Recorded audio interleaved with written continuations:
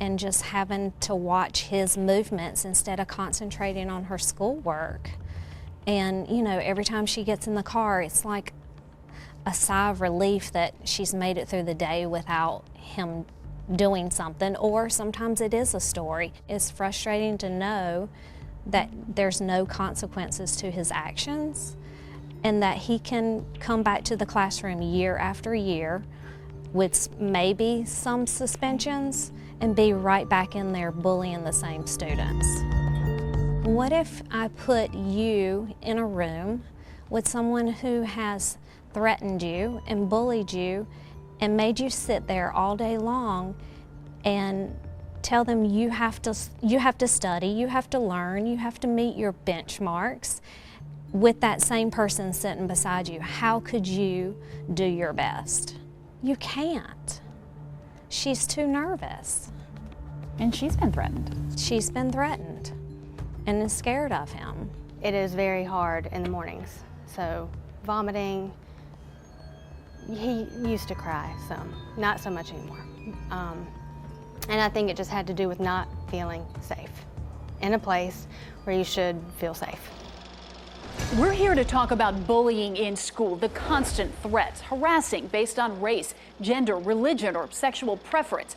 A recent survey by the Centers for Disease Control shows 19% of high school students in North Carolina say they were bullied on school property in the past year, yet 59% of high schools reported no bullying incidents in the 2015-2016 school year, according to data just released by the U.S. Department of Education.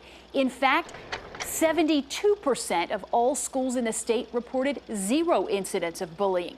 Those numbers are troubling, but not surprising to parents who reached out to WRAL Investigates.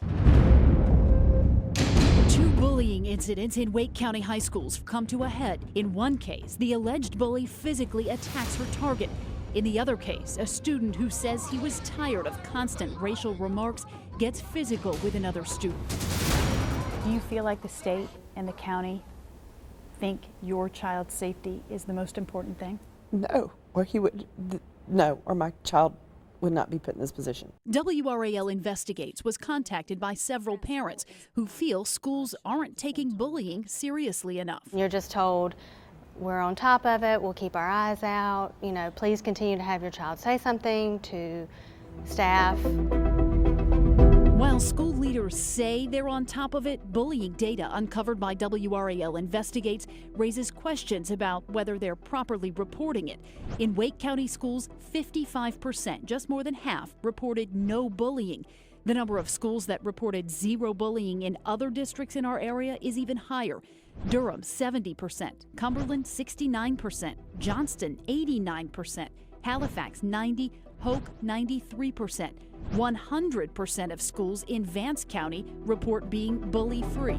We need to look at bullying through the perspective of school safety. State School Superintendent Mark Johnson knows that's true just from his time in office. School officials say a deadly school shooting at Butler High School last year was the result of bullying.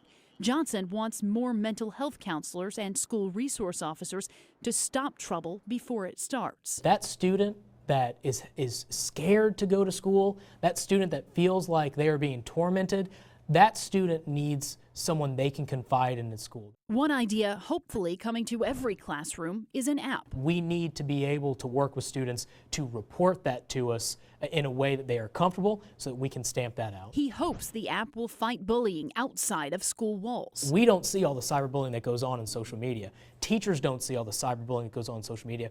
Students do. And we see it from the side of... WRAL Investigates also heard from parents who have concerns about their own child's behavior. And then when I see other parents having issues with kids and then the school not doing anything, I say, yeah, because they're not even doing anything with the parents that are, you know, coming forward and saying, my child might be an issue.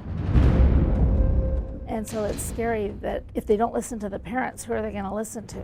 Parents we heard from hope school systems hear their message to be more aggressive to identify, investigate, and report bullying. In this day and time where all we ever hear is, if you see something, say something. If you notice red flags, speak them. And we do that, and the kids do that, and it doesn't seem to bring forth any change.